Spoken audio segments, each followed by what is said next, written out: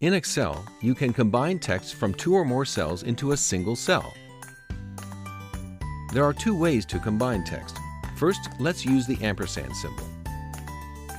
Select the cell where you want the combined text. Type the equal sign. Now select the cell with the first text you want to combine. Type the ampersand and then use quotation marks with a space inside. Type another ampersand and then select the cell with the second text. Press Enter, and the text is combined.